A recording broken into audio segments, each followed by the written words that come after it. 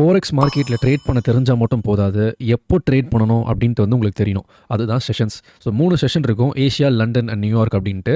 So இந்த செஷன்ஸோட டைமிங்ஸ்லாம் பார்த்தீங்கன்னா UTC நியூயார்க்கில் நான் இந்த டைமிங்ஸ்லாம் கமெண்ட்டில் பின் பண்ணுறேன். அண்ட் இந்த மாதிரி செஷன்ஸ் வந்து தனித்தனியாக பிரிக்கிறதுக்கு நான் ஒரு இண்டிகேட்டர் சொல்கிறேன். அதை எல்லாருமே நோட் பண்ணிக்கோங்க. ரொம்ப ஈஸியாகவே நீங்கள் இந்த மாதிரி செஷன்ஸை டிவைட் பண்ணிடலாம். ஜஸ்ட் இண்டிகேட்டரை வந்து கிளிக் பண்ணிவிட்டு இங்கே டிஎஃப்ஓ அப்படின்ட்டு வந்து டைப் பண்ணுங்கள். ஒன்ஸ் டைப் பண்ணதுக்கப்புறமா ஐசிடி கில் ஜோன்ஸ் டிஎஃப்ஓ அப்படின்னு வரும். ட்ரேட் ஃபார் ஆப் 33,000 சப்ஸ்கிரைபர்ஸ் இருப்பாங்க.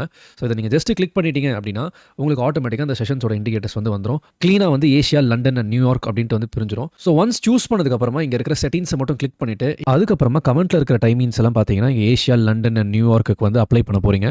ஒன்ஸ் பண்ணதுக்கப்புறமா நீங்கள் வந்து கீழே வந்து ஓகே கொடுத்துக்கலாம்.